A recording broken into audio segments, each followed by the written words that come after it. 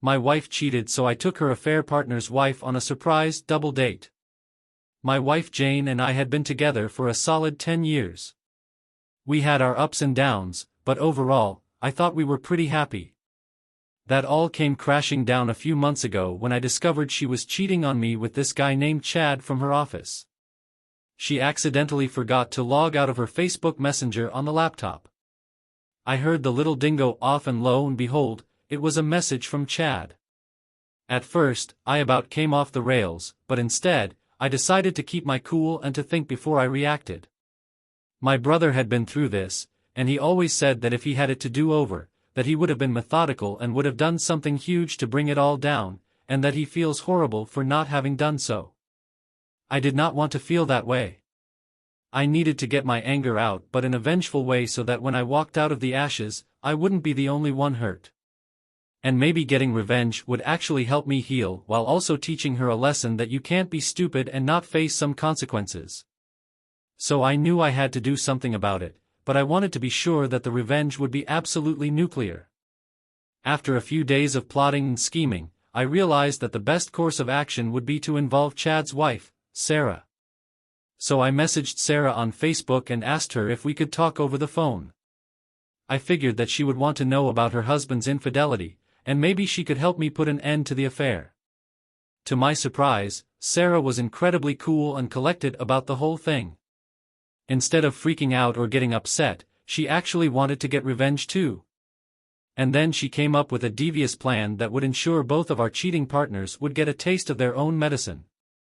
Sarah suggested that we go out on a date when we knew Jane and Chad would be sneaking around together. We would make sure they saw us cheating on them too. This would really mess with their heads and also provide some fantastic nuclear revenge. I have to admit, I was hesitant at first, but the more I thought about it, the more I loved the idea. We talked off and on for a few days as we both started looking for signs and potential times when they would be getting together. We finally figured out that Jane and Chad would be meeting up at the swanky bar on Friday night on the other end of the city. Friday came, and Jane said she was just going to be going out to eat with one of her friends, and then they were going to go shopping for a bit. I played along, heart thumping in my chest knowing what was up my sleeve. Chad told Sarah that he and the guys were going to go axe throwing or something, but we knew where they were really going. So Sarah and I decided that we would go on our date and then accidentally bump into them there, just to see the looks on their faces. We even agreed to dress up and look amazing, and on a side note, Sarah actually did look amazing. That didn't hurt a thing. When my wife was leaving, I acted completely normal. When she was officially in her car and driving away, I went into quick action and got ready for mine and Sarah's big night on the town. I picked up Sarah, and we began to drive, talking excitedly about how this was going to go. We both also felt waves of sadness and frustration for even having to do this, but the adrenaline kept us going and on our path to revenge. When we arrived at the bar, we spotted Jane and Chad in a cozy corner, laughing and smiling and flirting with each other. My heart raced as Sarah and I walked over to a table just far enough away to not be immediately noticed, but definitely viewable from their location. So there we were, hand in hand, pretending that all was well and normal. We walked our table and sat down and ordered some drinks and an appetizer, each one of us peeking over until finally, they noticed us. The moment they saw us was absolutely priceless. Their eyes went wide, and they looked like they had just seen a ghost. I could practically see the cogs turning in their heads as they tried to process what was happening. Sarah quickly said, "They see us, you should kiss me." For a split second, I couldn't even imagine doing that. But then a moment later, I gave in and gave Sarah a nice, long, passionate kiss, fueled by our mutual anger. I rubbed my eyes and peeked through my hands and could see them all in a tizzy. A mix of emotions they must have been feeling. Furious, exposed, confused. The list could go on and on. Then finally, after about 15 minutes of our laughter and flirting, Chad finally mustered up the courage to come over and confront us. He stammered something about it being a huge coincidence that we were both there and demanded to know what was going on. I played it cool, acting like it was no big deal. "Oh, hey Chad," I said, as if we were old friends. What a surprise to see you here. Sarah and I just decided to grab a drink for the hell of it. You remember Sarah, don't you? She's your wife.